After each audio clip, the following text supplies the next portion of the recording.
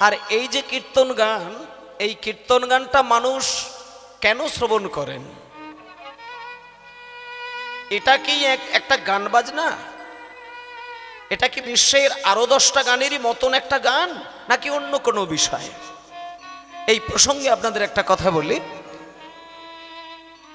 ছোট্ট ছেলে নরেন্দ্রনাথ দত্ত, যার নাম হয়েছিল স্বামী বিবেকানন্দ, তা সেই নরেন্দ্রনাথ দত্ত তার সমবয়সী বন্ধুদেরকে একটা কথা বলতেন যে, ওরে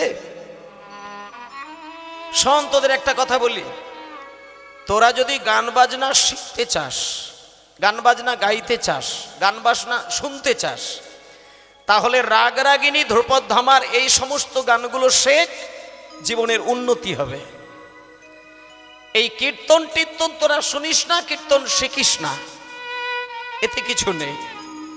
এটা স্বামীজি বলেছিলেন প্রথম জীবনে।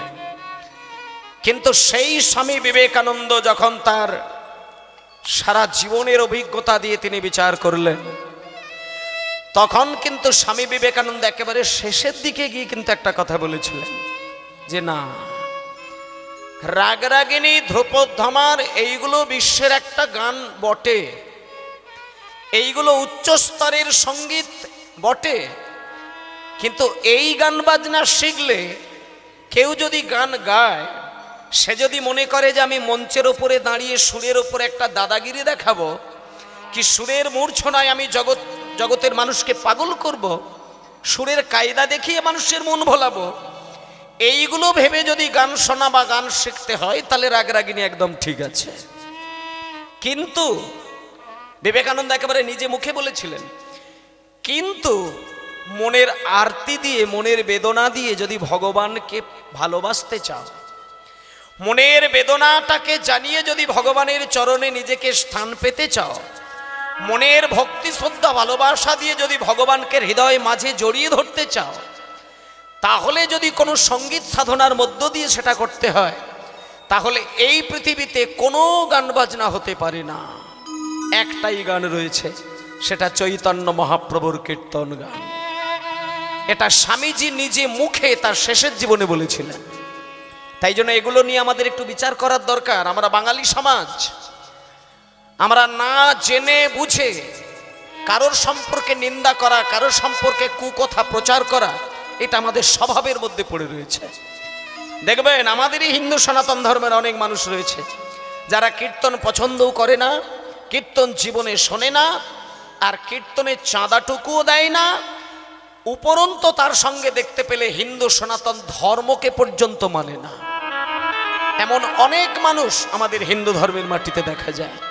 আমি একটা কথা বলি, এই হিন্দু সনাতন ধর্মে যখন তুমি জন্মগ্রহণ করেছ, তোমার মা বাবা, তোমার দাদু ঠাম্মা যেহেতু হিন্দু সনাতন ধর্মে দাঁড়িয়ে তোমার জন্ম দিয়েছেন, তুমি একবার তোমার দাদু ঠাম্মাকে বা তোমার মা বাবাকে জিজ্ঞেস করে দেখো, তুমি যে গোত্রগুলো বয়ে নিয়ে যাচ্ছ, যে গোত্রটা তুমি বয়ে নিয়ে চলছো, সেই গোত্রটা কি? এখানে যত মানুষ বসে আছেন সবার কিন্তু একটা গোত্র রয়েছে, বিনা গোত্রে আমাদের পরিচয় নেই, সবার গোত্র রয়েছে। এবং সেই গোত্রটা কার নাম বলা হয়? সাধারণ মানুষের নাম নয়, বিরাট বিরাট বিরাট বিরাট উচ্চ স্তরের এরা হচ্ছে মুনি ঋষি, আর তারাই হচ্ছে আমাদের গোত্র রূপে নাম বয়ে এসেছে। সুতরাং ওই যে মহান মহান মুনি ঋষিদের নামটা আমাকে গোত্রে বলতে হয়, ওই ঔরসে আমাদের জন্মটা হয়েছে। তার মানে আমার শরীরের যে রক্ত, আমার শরীরের যে হাড় মাংস অস্থি মজ্জা, এই যে রক্ত রস সমস্ত কিছুটাই ওই মুনির ঔরসে, মুনির থেকে আমাদের পাওয়া। তাহলে এই ক্ষেত্রে আপনাদের একটা শুদ্ধ বিচার করার দরকার, যে মুনি ঋষিদের কাছ থেকে রক্ত পেয়ে, যে মুনি ঋষিদের কাছ থেকে দেহ পেয়ে, যে মুনি ঋষিদের কাছ থেকে আমরা মস্তিষ্ক পেয়ে, বুদ্ধি পেয়ে, বল শক্তি পেয়ে আমরা এখনো হিন্দু ধর্মের মাটিতে জন্মগ্রহণ করেছি, এখনো আমি হিন্দু বলে বলতে পারি, এখনো আমি সনাতন ধর্মের মানুষ বলে নিজেকে পরিচয় দিতে পারি, সেই ক্ষেত্রে আপনাদের একটা কথা বলি, আপনি যদি তুলসীমালা গলায় নিতে লজ্জা হয়, নেবেন না। একদম একটা পরিষ্কার কথা আপনাদের বলি, যদি তুলসীমালা পড়তে লজ্জা হয়, পড়বেন না। যদি দ্বাদশ অঙ্গে তিলক সেবা করতে লজ্জা হয়, নেবেন না, করবেন না। যদি মন্দিরে মাথাটুকে প্রণাম করতে গেলে হাসি পায়, করবেন না প্রণাম। যদি ভগবানকে সেবা দিতে গেলে মনে হয় যে এটা অপব্যবহার হচ্ছে আমার সেবাটা, তাহলে আপনি করবেন না। কিন্তু একটা জিনিস আপনাদের আমি বলে যাই, সবাইকে বলে যাই, যারা হিন্দু সনাতন ধর্মের মানুষ হয়েছেন, আপনি কিছু করেন না করেন, যারা এই কর্মগুলো করে যায় তাদেরকে শুধু সম্মানটুকু দিয়ে যাবেন, তাতেই আপনার কৃষ্ণ সেবা হয়ে যাবে। কারণ শ্রী চৈতন্য মহাপ্রভু এত এত এত বড় দয়াময়, যেটা শঙ্খচক্র গদা পদ্মধারী নারায়ণ যেটা দিতে পারে না, তীর ধনুক ধরা রামচন্দ্র যেটি দিতে পারেনি, বংশীধারী কৃষ্ণ যেটা দিতে পারেন না, চৈতন্য মহাপ্রভু বাংলার মাটিতে অনায়াসে সেটি বিতরণ করে দিয়েছিলেন। চৈতন্যদেব সবাইকে বলে দিয়েছেন, তুমি যদি মুখে নাম নাও বলতে পারো, তুমি যদি বাহু তুলে হরিনাম নাও করতে পারো, তুমি যদি মন্দিরে গিয়ে ভগবানের সেবা নাও দিতে পারো, যারা বৈষ্ণব হয়ে গেছে তাদের চরণে শুধু প্রণামটুকু করবেন, সেই প্রণাম সরাসরি চলে যাবে গোবিন্দ চরণে। তাই আমি আপনাদের একটাই কথা বলে যাই, বৈষ্ণবের নিন্দা করবেন না। যে বৈষ্ণব তার নিন্দা করতে নেই, তাকে প্রণাম, তাকে শ্রদ্ধা, তাকে ভালোবাসা জানাতে হয়। তাই বৈষ্ণব দেখলে আমাদের যেটা কর্তব্য সেটি হলো, বৈষ্ণবকে দেখা মাত্রই আমাদের একটাই কথা আমাদের জিহ্বায় আর মনের মধ্যে বাজাতে হয়, সেটা হচ্ছে বাঞ্ছা কল্পতরুভস্য কৃপা সিন্ধু ভৈবচ পতিতানাং পাবনেভ্যো বৈষ্ণবেভ্যো নমো নমঃ। এই কথাটা যদি আমি একবার অন্তর দিয়ে ভালোবাসা দিয়ে বলতে পারি, আপনি জানবেন আপনার ওই প্রণাম সরাসরি গোবিন্দের চরণে গিয়ে পড়ে। বৈষ্ণবের প্রণাম বিফলে যায় না, সরাসরি গোবিন্দ চরণে যায়। তাই আপনাদের বলে যায়, যা কিছু দেবতার শরণ নেবেন, যে কোনো ভগবানের সেবা করবেন, কিন্তু সবার আগে নিত্যানন্দ আর শ্রী গৌরচন্দ্র, এই দুই শক্তির প্রকাশ কলিযুগে, এই দুই শক্তির আরাধনা বিনা ভগবানের কৃপা মেলে না। তাই চলুন আজকে আমাদের সবার প্রথমে যেটি কর্ম, এই যে আমাদের সারাটা জীবন সকাল সন্ধ্যা, আর এই মাঝখানে সারাটা জীবন আমাদের কেমন করে কাটে। জীবনের সকাল আর সন্ধ্যা এই দুটো সময় শীতল মনে হয়, আর বাকি সারাটা জীবন যন্ত্রণার জীবন। সকালবেলাটা ঠান্ডা লাগে আর সন্ধ্যাবেলাও ঠান্ডা লাগে, বাকি সারাটা দিন রোদের আলো। যে আলোয় চোখ রাখা যায় না, যে আলোয় কাঠ ফেটে যায়, যে আলোয় ফেটে যায়, যে আলোয় মাটি শুকনো হয়ে যায়, এখানে সারা দিনের আলো বলতে গেলে সারা জীবনটাই আমাদের সারাটা দিন। আর সারাটা দিনই আমাদের আলোয় জ্বলতে হচ্ছে, ত্রিতাপ জ্বালায় জ্বলতে হয়। যখন আমরা মায়ের কোলে জন্ম নেই, সেটা হলো আমাদের জীবনের প্রভাতকাল। সারা জীবনটাই হচ্ছে আমাদের একটা দিনের সমান। আর যেদিন আমাদের ছেড়ে চলে যেতে হবে জগৎ ছেড়ে, সেদিন হলো আমাদের সন্ধ্যাকাল।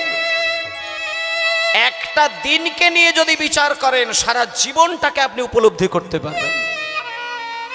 সকাল থেকে সন্ধ্যা পর্যন্ত একটা দিনকে যে ভাবতে শিখেছে, সে সারা জীবনটাকে ভাবতে পারে। যেমন প্রভাতকালে সূর্য একটু একটু করে ওঠে, আলো দেয়, সেটা হলো আমাদের মায়ের গর্ভে জন্ম নেওয়া। আর সকাল থেকে গড়িয়ে গড়িয়ে দুপুরবেলা প্রচণ্ড রোদে মাটি ফেটে যায়, আবার সেই সূর্য ঢলে যায়, দেখতে দেখতে সন্ধ্যা নেমে আসে, রাত্রির হয়ে যায়। তা আমাদের জীবনের ধারাটা সেইভাবে সাজানো রয়েছেন। মায়ের গর্ভ থেকে জন্ম নিলাম, প্রভাতকাল কেটে উঠল, যৌবনকালটা আমাদের মধ্যাহ্নকাল হলো, সারা জীবনটা বৃদ্ধকালে কাটলো, ধীরে ধীরে যখন যেতে হবে তখন সন্ধ্যা নেমে আসলো। আর একটা কথা বলে দিই, সকাল হবার পরে সন্ধ্যাটা কিন্তু খুব শীঘ্রই চলে আসে, এইটুকু আমরা উপলব্ধি করি না। বলুন না, আজকে সারাটা দিনটা কিভাবে কাটলো আপনি হিসাব করতে পারবেন? এই একটু আগে সকাল হলো, কখন যে সারাটা দিন আলো দিয়ে সূর্য চলে গিয়েছে আমরা হিসাব করতে পারি না। ইতিমধ্যে রাত্রির 10টা বেজে গেল, সারা দিন কেটে রাত 10টা অলরেডি গড়িয়ে গিয়েছে। রাতটা পার হয়ে পরের দিন আবার আসতে চলেছে, শীঘ্রই চলে যাবে। যেমন করে সারা দিনের আলো কেটে গিয়ে সন্ধ্যা নেমে গিয়ে রাত 10টা বেজে গেছে খেয়ালই করতে পারি না, তেমন আমাদেরও জীবনবেলা কবে কবে শেষ হয়ে সন্ধ্যাবাতি নেমে আসছে আমরাও খেয়াল করতে পারি না। দেখবেন মায়েরা, এখানে যত যত মায়েরা বাবারা বসে রয়েছেন, একটুখানি যে যার মাথা চিন্তা করে, ঠান্ডা মাথায় চিন্তা করে দেখুন, আপনি মায়ের গর্ভে জন্ম নিয়েছিলেন মাত্র কটা দিন আগে। একটু চোখ বন্ধ করে চিন্তা করে ভেবে দেখুন, কটা দিন আগে জন্ম নিয়েছিলেন। ছেলেবেলার কথাগুলো কটা দিন আগে মনে হবে। এই স্কুল কলেজে ভর্তি হলেন কটা দিন আগে মনে হবে। এই আপনার দাদু ঠাম্মা আপনাকে শাসন করে বাড়িতে ফিরিয়েছিলেন কটা দিনের কথা মনে হবে। ইতিমধ্যে জীবনের ম্যাক্সিমাম সময় পাড়িয়ে দিয়েছেন, আর সামান্য কটা দিন বাকি। তাহলে এতগুলো দিন পেরিয়ে গেল, আমি টের পেলাম না। আর আমি তো অলরেডি জানি আর আমরা কটা দিন বাঁচবো। তাহলে আর কটা দিন কিভাবে কাটবে আপনি এটা হিসাব করে দেখেছেন? যাদের 50 বছর বয়স হয়ে গিয়েছে, যাদের 60 বছর বয়স হয়ে গিয়েছে, সে আর কতদিন বাঁচবে? তাহলে 50-60টা বছর কিভাবে ঘুমিয়ে কাটলো, তাহলে বাকি আর কটা দিন কিভাবে কাটবে এটা ভেবে দেখুন। আপনি কেঁদে পাগল হয়ে যাবেন, আপনি হিসাব পাবেন না। জীবনের হিসাব ছেলেবেলাতেই করার দরকার। ছেলেবেলা কেটে মধ্যাহ্নকাল কাটিয়ে যৌবনকাল শেষ করে বৃদ্ধকালের শেষের দিকে আমরা কিন্তু অলরেডি পৌঁছে গিয়েছি। আর এখন হরি হরি কেঁদে কি হবে?